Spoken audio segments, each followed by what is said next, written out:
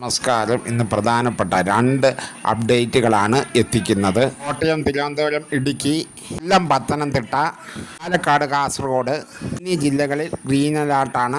തൃശ്ശൂർ, പട്ടാമ്പിയിൽ രാവിലെ തൊട്ട് നല്ല കനത്ത മഴയായിരുന്നു. മലപ്പുറം, എറണാകുളം, വയനാട്, തൃശ്ശൂർ, കണ്ണൂർ, ആലപ്പുഴ ജില്ലകളിൽ യെല്ലോ അലർട്ടാണ് ഇപ്പോൾ പ്രഖ്യാപിച്ചിട്ടുള്ളത്. ശക്തമായി ഇടിയും കാറ്റോടും കൂടി കനത്ത മഴ പെയ്യാനാണ് സാധ്യതയെന്നാണ് കാലാവസ്ഥാ നിരീക്ഷണ കേന്ദ്രത്തിൻ്റെ അറിയിപ്പ് എത്തിയിരിക്കുന്നത്. ഇത്രയും ദിവസത്തെ ചെറിയ തെളിച്ചത്തിന് ശേഷം വീണ്ടും പെരുമഴ എത്തുന്നു എന്നുള്ള മുന്നറിയിപ്പാണ് വരുന്നത്. ട്രോളിംഗ് നിരോധനം നിൽക്കുന്നതിനാൽ പ്രത്യേക മുന്നറിയിപ്പൊന്നും മീൻപിടുത്തക്കാർക്ക് കൊടുത്തിട്ടില്ല. പാരമ്പര്യ മത്സ്യത്തൊഴിലാളികൾ മീൻ പിടിക്കാൻ പോകുന്നുണ്ട്. അവർക്കുള്ള മുന്നറിയിപ്പൊന്നും ഇപ്പോൾ വന്നിട്ടില്ല. ഇപ്പോൾ ഒരു ജില്ലയിലാണ് റെഡ് അലർട്ടുള്ളത്.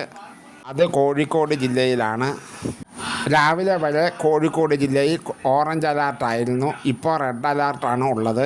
മലയോര മേഖലകളിൽ ജാഗ്രത പാലിക്കാൻ നിർദ്ദേശമുണ്ട്. ശക്തമായ മഴയ്ക്കും കാറ്റിനും സാധ്യതയുണ്ട്.